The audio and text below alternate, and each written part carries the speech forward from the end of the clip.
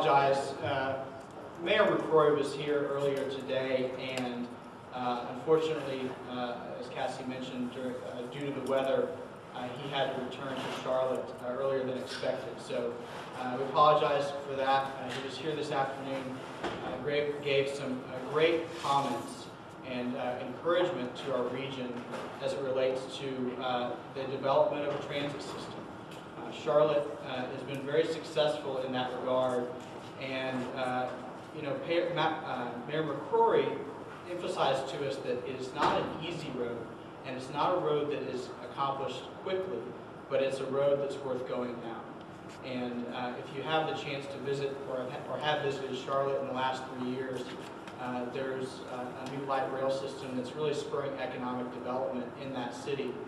And that region has gone from really questioning whether or not a car-oriented city like Charlotte could sustain a mode like that to being a region where everybody is vying to be the next community to get another rail line. So his encouragement was very much needed, I think, at this stage in our development of this plan. And I just wanted to take you through a little bit of the process that we are going to be going through over the next 6 months or so to develop a regional transit system plan. I work with INCOG, and I'm a transportation planner, and so obviously this is an area that we specialize in, but we've hired a consultant to help us go through this planning process. Jacobs is the lead consultant on that. We have the project manager with us tonight, Mike McAnally. He'll be here later to answer some questions from the audience. But I want to kind of walk you through what the process looks like. There's really 2 elements to the process, and you'll see on the slide in a moment. But there's the technical analysis process, and there's also the public involvement process. If you look to your left, just out here, if you can see past the boards, the public involvement process is really centered around a converted transit bus that we have fashioned into sort of what I call a mobile living room. And the idea is to sort of have this transit lab where we can go and do outreach to the community to find out what are the needs, where are people thinking transit needs to be, and how can it serve them better. And I think in a region like this where we've always just had a conventional bus system, it's important for people. I say that we actually had streetcars back in the 30s and 40s, but for a long time all we've had is just a conventional bus system. So I think it's necessary to go out to the community and ask people what they need, but also to educate people on the different options that are available there. We'll make this session pretty short, but at the end I'd really like for you all to look at some of the displays around the room.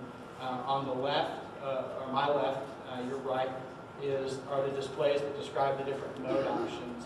In the back are displays that describe different transit system plans in cities like Austin and Charlotte and Nashville, where they've done a process similar to this and are developing their transit program.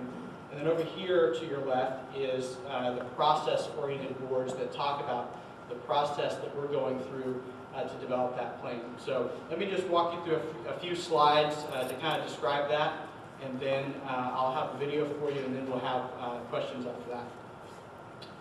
In terms of system planning, one of the things that I think is helpful to understand what exactly that is to look at something that we know better. And one of those things is the highway system. Many of you probably use the highway system to get here tonight. When that system was planned, it was done 50 years ago, exactly 50 years ago actually. And when that plan was laid out, the only highway that existed at that time was what was then called Skelly Drive, still called Skelly Drive, I-44 now.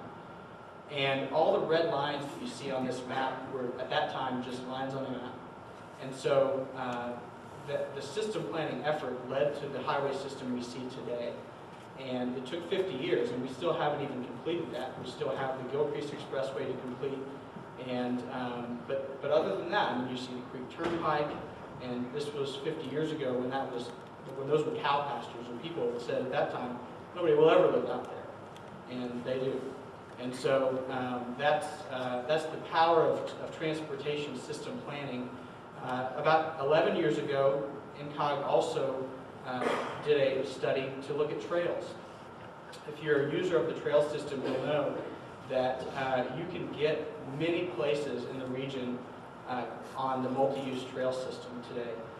10 years ago, when we developed this plan, there was about 25 miles of trails in the region. And for the most part, it was just Tulsa and Sand Springs that were connected at that time. We developed a system plan to connect the trails, and now many other communities are connected via the trail system. You can go all the way from NSU Broken Arrow and Wagner County all the way to Skytook, which is a pretty good distance, all on trails. And so the idea is it's a system. It's not just individual projects, but it's a system that works together. So essentially all we're doing is we're doing the same thing for public transportation, knitting the region together with transit. And so that's sort of a picture of what we're doing in the context of what we already know. So a transit system plan is really, it's designed to be long range, just like our expressways plan that took 50 years to develop. This is also long range. We've put in basically a 30-year time range to give us some boundaries to work within. But it's multimodal, which basically just means that it is more than just rail. It's rail, it's buses, it's actually looking at the pedestrian connections as well. Mayor McCrory made the point today that all these things interact together. Where schools are, where libraries are, all that stuff impacts where this system is. It's a guide to local and regional transit initiatives. But what we mean by that is that some of these, for instance with the trails plan, each one of those trails are developed by different communities, but they all fit into a system plan. And so it's important to understand that in terms of the projects, they're different projects and they have their independence, but they all fit within the system. It will identify a financially viable transit program, and it will recommend improvements eligible for federal funding. So there are grants out there that currently we're not eligible to apply for, simply because we haven't done the planning process that's required to apply for those grants. So we kind of broke up, what are the benefits? Why would we do a transit system plan? Well, there are many, and one of the ones that Mayor McCrory spoke about today was the economic benefit of developing corridors that are underutilized and in some cases blighted corridors. That's something that time and time again transit system plans and when the transit is actually implemented, that we see that those corridors can be revitalized. Also, jobs are critical. And in terms of retaining and attracting talent, it's an important part of it. Mayor McCrory talked about as a mayor, he would actually use transportation as a selling point to corporations thinking about moving to Charlotte. And so, you know, that was I mean, from a competitive advantage point of view, that was something that he was often successful in doing.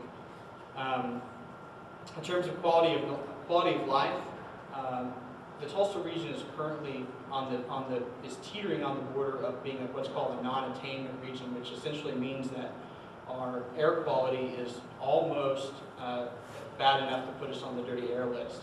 And what does that mean? Well, it basically means that it's more difficult to build highway and roadway projects when we're on that list. And so we're currently not on that list, but we're very, very close. And so having the transit as an option helps us to give people an option to do something other than drive a vehicle, which helps that objective of staying off of that list.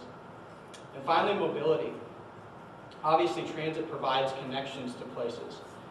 It's very expensive to own and operate a vehicle, and obviously will always be a town that has cars. I mean, I think we don't ever expect not to be that way, but to be able to have that option, we have corridors that are very, very expensive to expand any further, and so having an option to keep the volume in those corridors is important to keep the economic vitality of those intact. So what does the process look like? Well, the first step of the process is to look at previous plans and studies.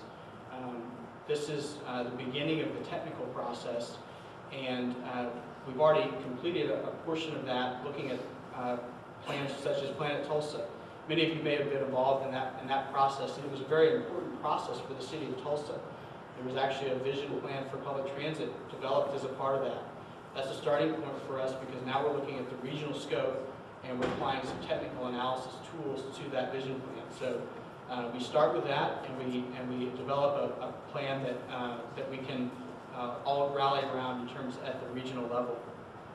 And then there'll be a bus system evaluation where we look at the current bus system. What are some short-term things we can do to improve that, even though we're looking at the long-term overall. For the corridor evaluation, we'll be looking at what are the best corridors, essentially identifying and prioritizing the corridors that we think are best for developing transit. One of the things that Mayor McCrory talked about this afternoon was that in terms of his political agenda, the corridor that he liked most was the one going to the airport in Charlotte. And as it turned out, the technical analysis showed that that was the fourth or fifth corridor that showed in terms of basically a projected ridership. And so he sort of had to swallow his political pride a little bit and allow for the technical analysis to do its thing. And as it turned out, the corridor that they chose was indeed the best corridor.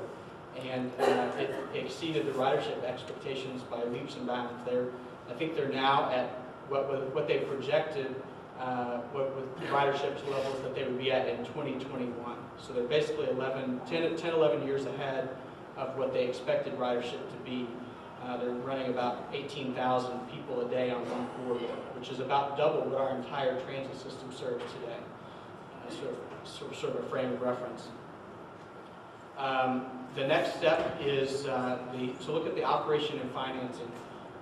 Obviously, the institutional structure of how a regional transit agency would be formed and governed is very important, and we want to be able to address that. We want to be able to have a plan that's implementable at the regional level.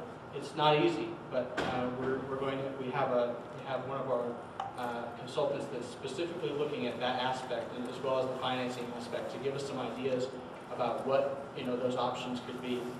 And then finally, we'll have a draft plan, and similar to the Planet Tulsa process, that we'll put that out there for public review, and then we will take comments on that, and then finally adopt the final plan. Then we can go ahead and start working on those individual corridors one at a time.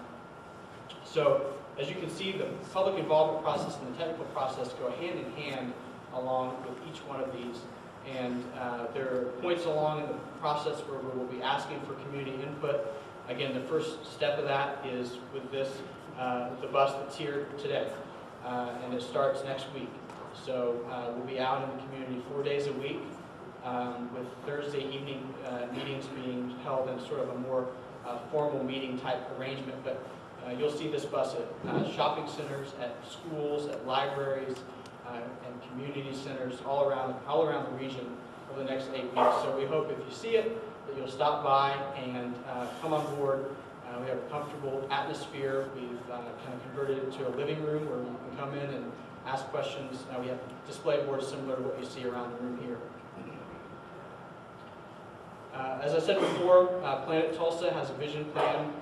That plan is very important as a starting point for where we are now. So we don't want to forget that. That's a very important aspect of it. And again, we're looking at the regional scope, and so that changes the scope just a little bit. But in terms of what that vision plan laid out, it identified some corridors that might be useful. That they have to go through the technical analysis process and essentially pass the muster with that. But we want to start going through that process very soon. Just I wanted to show you some numbers, and we get a lot of questions. Sometimes people say, well, Tulsa is not very dense. Can transit really work in Tulsa? Well, I can tell you this, the population density of